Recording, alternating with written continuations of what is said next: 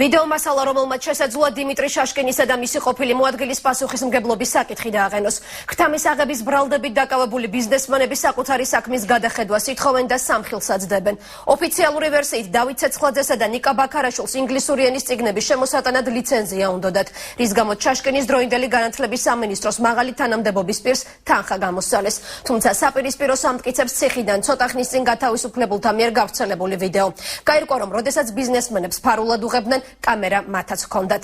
სანდრო კაკაბაძე ამზადებს ამ თემაზე რეპორტაჟს, თუმცა მანამდე ის პირდაპირ ეთერში მოგვიყვება, რაზე იქნება მისი რეპორტაჟი. სანდრო, გისმენთ. საუბარია ორ ბიზნესმენზე, ეს არიან დავით ცეცხლაძე და ნიკა ბაქარაშვილი. ისინი 2011 წლის ივლისში კონსტიტუციური საფრთხეების დეპარტამენტმა დააკავა და მათ ბრალი დაედოთ განათლების სამინისტროს მაღალჩინოსნის მოსყიდვაში. ისინი მათ საბოლოოდ 1 წელი გაატარეს ციხეში, აქედან 9 წელი გდანის საპყრობილეში. მათი დაკავების კადრები მთელი ქვეყნის მასშტაბით იყო ნაჩვენები, გამოყენებული იყო კონსტიტუციური საფრთხეების დეპარტამენტის მიერ გადაღებული კადრები, სადაც ეს ბიზნესმენები მართლაც აძლევენ მაღალჩინოსანს ფულს.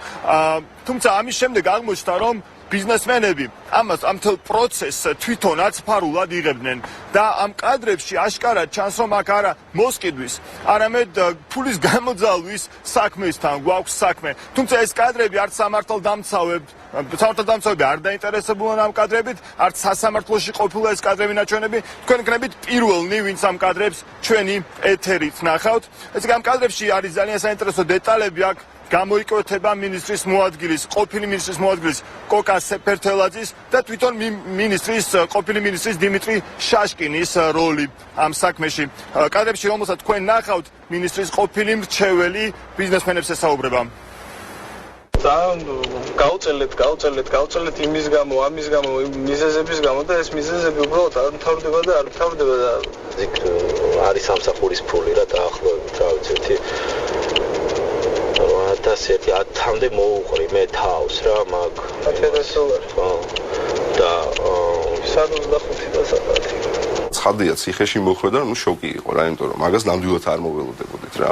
ან ყოველ შემთხვევაში თუ მოხვდებოდით ამ სიტუაციაში, მეგონა რომ გვერდზე სეფერთელაძე მეყოლებოდა. და ეხლა თუ გონიათ, თან თუ გინდათ რომ სეფერთელაძე აღმოჩნდეს იქ, სადაც თქვენ გაატარეთ. მე ძალიან დიდი იმედი მაქვს, რომ სამართლიანობა აღსდგება რა. და თუ ჩემი გადმოსახედიდან მე მგონი კი უნდა შევეცვალოთ ადგილებით.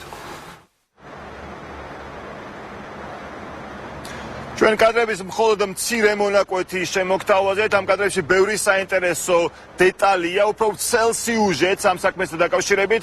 დღეს 9 საათიან გამოშვებას შემოგთავაზებთ. გმადლობთ, სანდრო. ახალი ვიდეო მასალა, რომელიც დღეს სანდრო კაკაბაძემ მოიპოვა, ნახეთ საღამოს 9 საათზე.